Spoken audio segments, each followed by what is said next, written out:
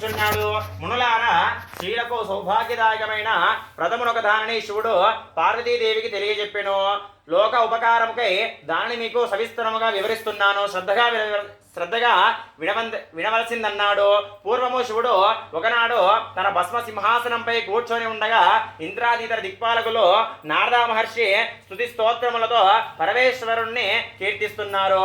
ఆ మహత్తర ఆనంద సమయంలో పార్వతీదేవి పరమేశ్వరుని ఉద్దేశించి, నాథ, స్త్రీలు సర్వ సౌఖ్యములు పొంది పుత్ర పౌత్రాభివృద్ధిగా తరించుటకు తగిన వ్రతమును దానిని ఆనదీయవలసిందని అడిగింది.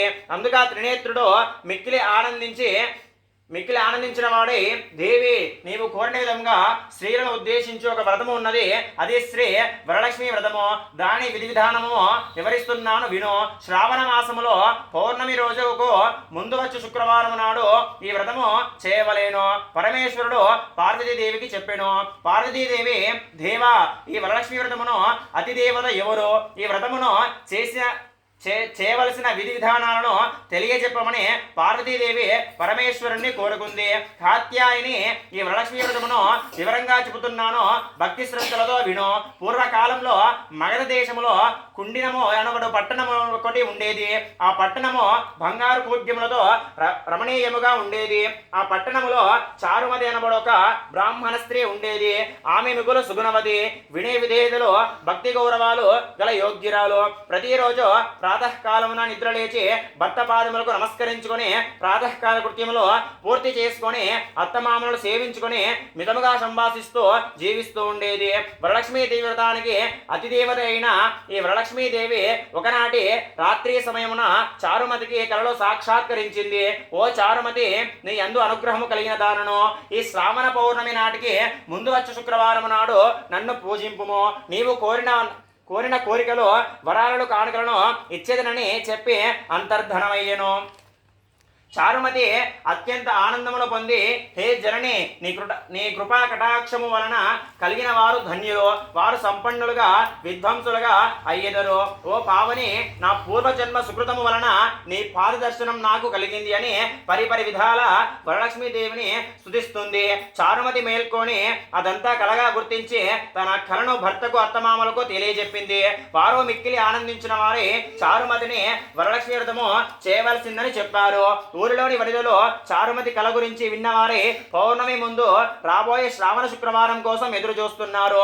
శ్రావణ శుక్రవారం రోజున చారుమతి గ్రామంలోని స్త్రీలు ఉదయాన్నే లేచి తలార స్నానం చేసి పట్టు వస్త్రములు ధరించి అందరూ చారుమతి గృహానికి చేరుకున్నారు.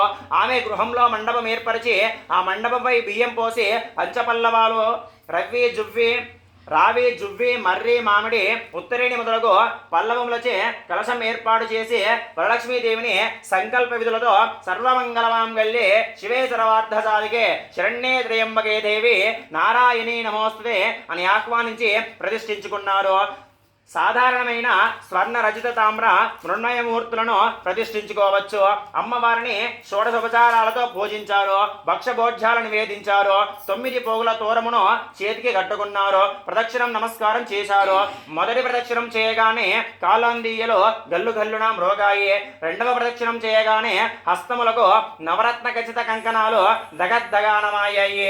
మూడవ ప్రదక్షిణం చేయగానే అందరూ సర్వాభరణ భూషితులయ్యారు. చారుమతి యొక్క వరలక్ష్మి వ్రతం ఫలితముగా ఇతర స్త్రీల యొక్క ఇల్లు ధన కనక వస్తు వాహనాలతో నిండి ఉండెను. ఆయా స్త్రీల ఇళ్ల నుండి రథగజ వాహనాలలో వచ్చి వారిని ఇళ్లకు తీసుకొని పోయారు. వారంతా మార్గ మధ్యములో చారుమతిని మిక్కిలి పొగుడుతూ ఆమెకు వరలక్ష్మి కలలో సాక్షాత్కరించి అనుగ్రహించగా ఆమె వరలక్ష్మి వ్రతముతో తామందరినీ మహద్భాగ్యవంతులను చేసిందని పొగిడితిరి. వారంతా ప్రతి సంవత్సరము వరలక్ష్మి వ్రతము చేసి సకల సౌభాగ్యములతో సిరి సంపదలు కలిగి సుఖజీవనం గడిపి అనంతరం ముక్తిని పొందారు. మునులారా, మహర్షులారా, మముక్షువులారా, శివుడు పార్వతికి ఉపదేశించిన వరలక్ష్మి వ్రతాన్ని సవిస్తరంగా మీకు వివరించాను.